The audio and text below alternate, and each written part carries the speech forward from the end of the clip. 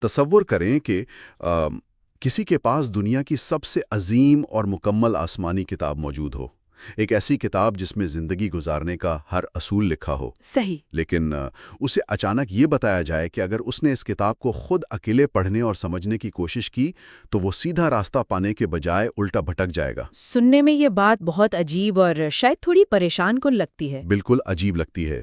آج کل کے اس دور میں جہاں ہم ہر چیز خود سیکھنے اور اکیلے اپنی راہ متعین کرنے کے عادی ہیں، یہ تصور ہماری بنیادی سوچ سے بالکل ٹکراتا ہے۔ اصل میں یہ ایک بہت ہی گہرا مذہبی موضوع ہے۔ جی، تو آج ہم جس مواد کا اس تفصیلی مطالعے میں تجزیہ کرنے جا رہے ہیں وہ دراصل اسی پیچیدہ کانسیپٹ پہ مبنی ہے۔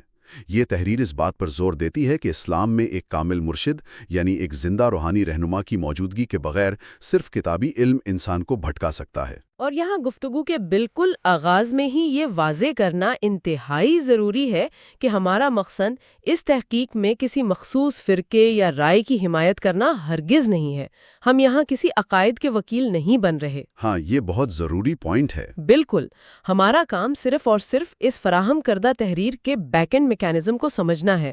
میں کہوں گی کہ ہم اس لاجک کو ڈی کنسٹرکٹ کریں گے جو اس ٹیکسٹ میں دی گئی ہے، تاکہ ہم جان سکیں کہ یہ تحریر اپنے دعووں کو کن دلائل کی بنیاد پر کھڑا کرتی ہے۔ یہ ایک بالکل غیر جانبدارانہ کوشش ہے۔ چلیے پھر اس کشمکش کی تہہ تک چلتے ہیں۔ تحریر اپنا آغاز ایک ایسے سوال سے کرتی ہے جو صدیوں سے بحث کا مرکز رہا ہے۔ سوال یہ ہے کہ امت 72 اور 73 فرقوں میں کیوں بٹ گئی؟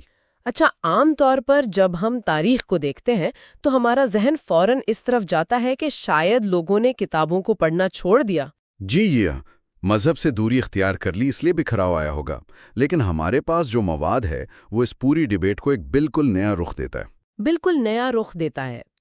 تحریر اس بکھراؤ کی وجہ لوگوں کا مذہب سے دور ہونا نہیں بتاتی، بلکہ اس کا جواب قرآن پاک کی سورہ آل عمران کی آیت 103 سے ڈھونڈتی ہے۔ جہاں اللہ کی رسی کا ذکر ہے۔ جی، وہاں واضح حکم موجود ہے کہ اللہ کی رسی کو سب مل کر مضبوطی سے تھام لو اور ٹکڑوں میں مت بٹو۔ اب دیکھیں، تاریخی طور پر بیشتر لوگوں نے اس رسی یعنی حبل اللہ کا مطلب خود مذہب اسلام یا قرآن کو سمجھا ہے۔ صحیح بات ہے، عام انسان تو اس کو ٹیکسٹ کے طور پر ہی دیکھتا ہے نا۔ لیکن اس مواد میں جو بات سب سے مختلف ہے وہ اس رسی کی تشریح ہے۔ تحریر کہتی ہے کہ یہ رسی کچھ بے جان لفظ یا صفوں پر لکھی عبارتیں نہیں ہیں۔ رکیے، اگر حبل اللہ سے مراد مذہبی ٹیکسٹ یا شریعہ نہیں ہے تو کیا ہم کسی فزیکل یا زندہ کنیکشن کی بات کر رہے ہیں؟ یہی وہ نقطہ ہے جہاں تحریر اپنا سب سے بڑا دعویٰ پیش کرتی ہے۔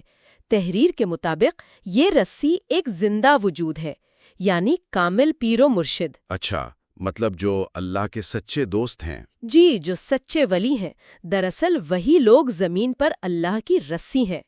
تحریر کا آرگیومنٹ یہ ہے کہ فرقہ بندی اس لیے ہرگز نہیں ہوئی کہ لوگوں کے پاس کتابیں نہیں تھیں، بلکہ اس لیے ہوئی کیونکہ لوگوں نے ان زندہ رہنماؤں کو چھوڑ دیا اور صرف لفظوں کو پکڑ کر بیٹھ گئے۔ یہ سچ میں غور طلب بات ہے۔ یعنی تحریر یہ کہہ رہی ہے کہ ٹیکسٹ خود بخود اتحاد کا باعث نہیں بن سکتا۔ بالکل۔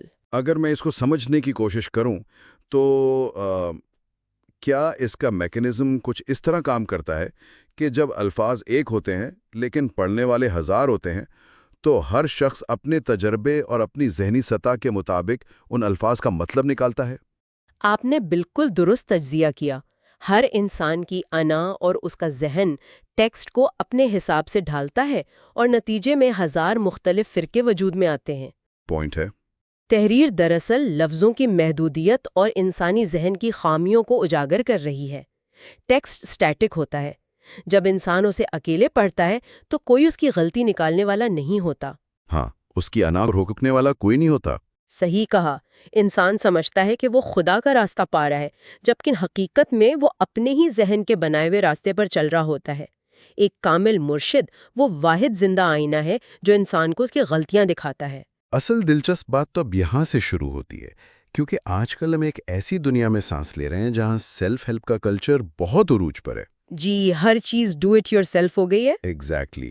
روحانیت میں بھی ایک بہت بڑا طبقہ اب یہ مانتا ہے کہ مجھے کسی اور شخص کی یا کسی مڈل مین کی ضرورت نہیں ہے، میں پرائمری سورس خود پڑھ سکتا ہوں۔ میرا اور خدا کا رابطہ ڈائریکٹ ہونا چاہیے والی ہاں سوچ۔ وہی سوچ۔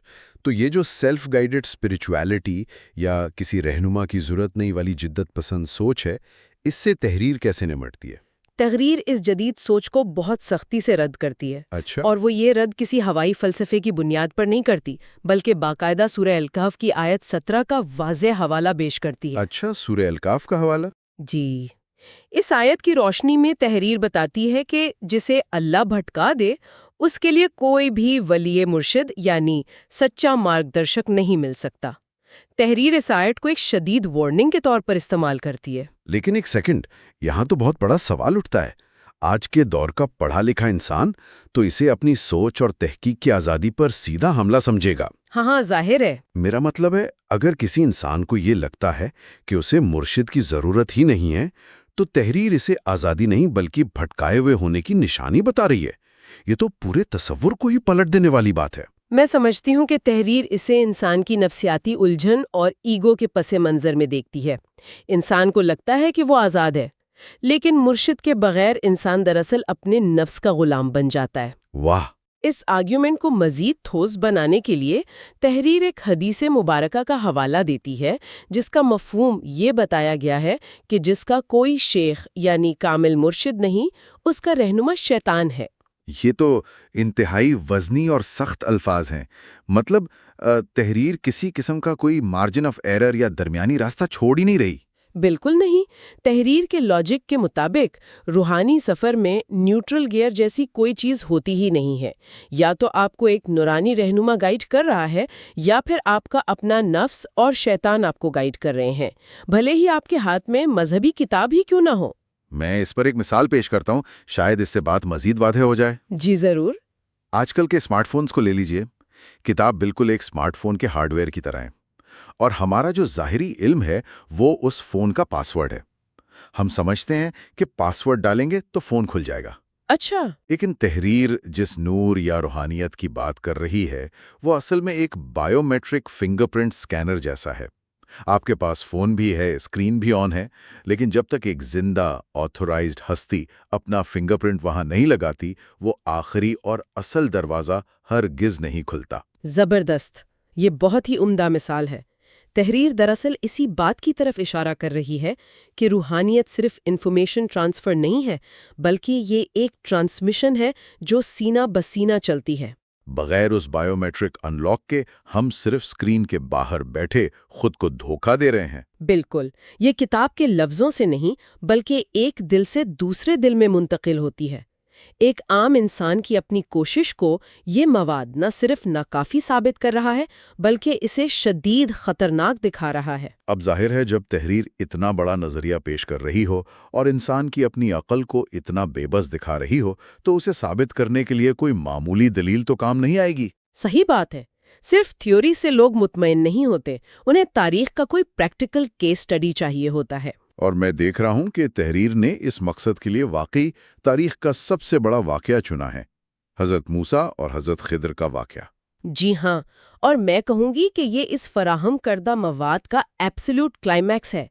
تحریر اس واقعے کو اپنے دعوے کے الٹیمیٹ پروف کے طور پر پیش کرتی ہے۔ اب اس واقعے کا پس منظر دیکھیے۔ حضرت موسیٰ علیہ السلام تو ایک جلیل القدر پیغمبر تھے۔ بالکل، وہ ایسے پیغمبر تھے جن سے خدا خود ہم کلام ہوتا تھا۔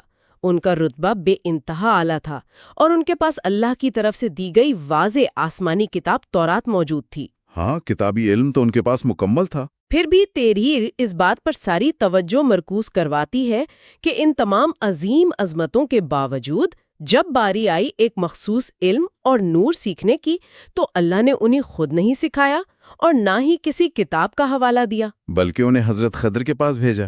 جی، انہیں ایک دوسری زندہ ہستی یعنی حضرت خضر کے پاس جا کر شاگردی اختیار کرنے کا حکم دیا۔ یہاں آ کر تو یہ پورا آرگیومنٹ انسان کو جھنجھوڑ کے رکھ دیتا ہے۔ اگر ہم اس مثال کی گہرائی میں اتریں تو تحریر کا مقصد شیشے کی طرح صاف ہو جاتا ہے۔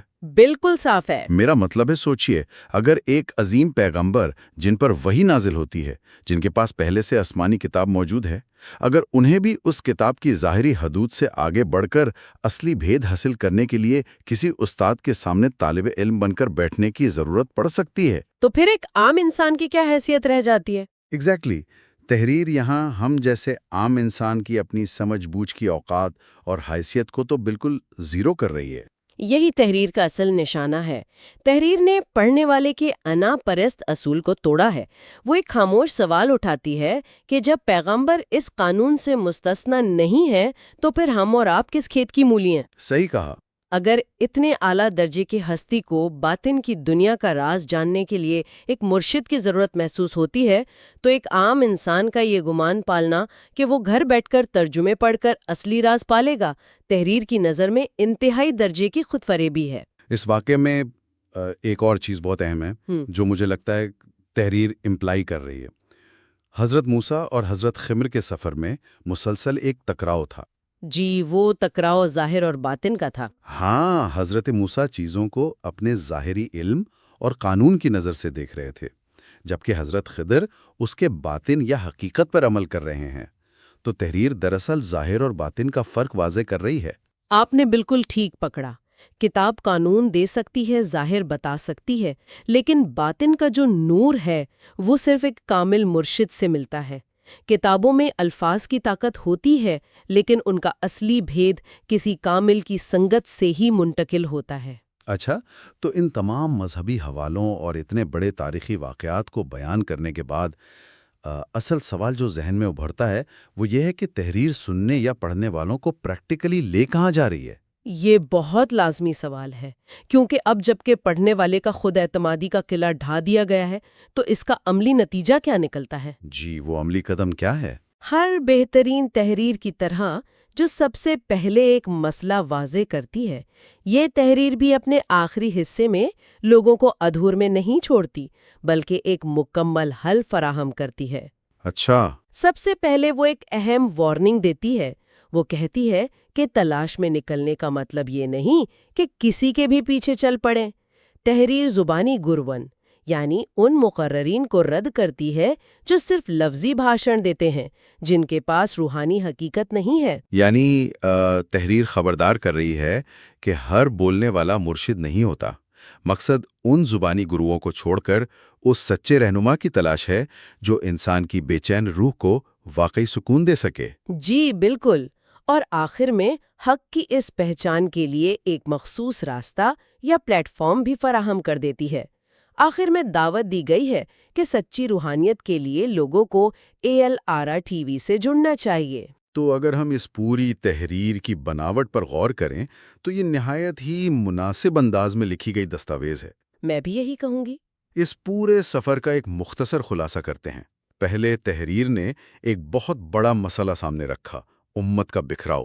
پھر اس کی وجہ بتائی کہ لوگوں نے زندہ مرشد کو چھوڑ کر بے جان لفظوں کو پکڑ لیا۔ اور اس دعوے کو وزنی بنانے کے لیے فوراً قرآن کی آیات اور حدیث کا ٹھوس حوالہ پیش کیا۔ اس کے بعد ایک ناقابل تردید کیس اسٹڈی پیش کی، حضرت موسیٰ اور حضرت خضر کا واقعہ، تاکہ کسی بھی انسان کی آنا کو خاموش کیا جا سکے۔ اور جب پڑھنے والا مکمل قائل ہو گیا تو اسے ALR TV کا راستہ دکھا کر اس کی جستجو کو ایک منزل دے دی۔ تو اس تفصیلی مطالعے سے یہ بات پوری طرح واضح ہو جاتی ہے کہ فراہم کردہ مواد کس طرح مکمل روحانی رہنمائی کو انسان کی روحانی بقا کے لیے لازمی قرار دیتا ہے۔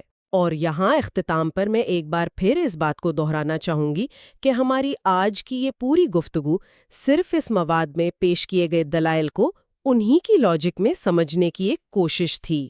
جی، ہمارا مقصد کسی رائے کو صحیح یا غلط کہنا ہرگز نہیں تھا، بلکہ صرف اس ڈھانچے کو سمجھنا تھا جس پر اس تحریر کی بنیاد رکھی گئی ہے۔ اور ایسی آبجیکٹیو اپروچ ہی اصل میں ہمیں نئے نظریوں کو سمجھنے میں مدد دیتی ہے۔ خیر، اب جب کہ ہم اس گہرے مطالعے کے آخری حصے میں آ گئے ہیں، میں اس بنیادی کشمکش کی طرف واپس آنا چاہتا ہوں جس نے اس پوری بحث کو جنم دیا تھا، ٹیکسٹ اور ٹیچر کی کشمکش۔ یہ واقعی اس پوری ڈسکشن کا سب سے غور طلب حصہ ہے۔ تو سب سننے والوں کے لیے سوچنے کی بات یہ ہے کہ جب کوئی انسان اس تحریر کی بات مان کر کسی کامل رہنما کے مکمل تابع ہو جاتا ہے اور اپنی ساری سمجھ اس استاد کے حوالے کر دیتا ہے، تو کیا اس کے اور مذہبی کتابوں کے درمیان جو رشتہ تھا وہ بالکل بدل جاتا ہے؟ یہ ایک بہت گہرا سوال ہے۔ کیا یہ مکمل روحانی تابعداری ان عظیم کتابوں کو عام انسان کے لیے ایک بند راز، ایک کلوزڈ کوڈ بنا دیتی ہے، جہاں اب وہ اپنی عقل سے ان عباراتوں کو نہیں ڈھونڈ سکتا؟ یا پھر اس کے بالکل برعکس یہ سرنڈر کرنا، اپنی انا کو مٹا دینا، انہی کتابوں کو سمجھنے کا ایک ایسا نیا دروازہ کھولتی ہے جو انسان اکیلے اپنی عقل کی محدود بساکھیوں کے سہارے کبھی نہ کھول پاتا۔ یہ ایک ایسی صدیوں پرانی حقیقت ہے جس پر آج ہم سب کو ایک لمحہ ٹھہر کر ٹھنڈے دماغ سے غور ضرور کرنا چاہیے۔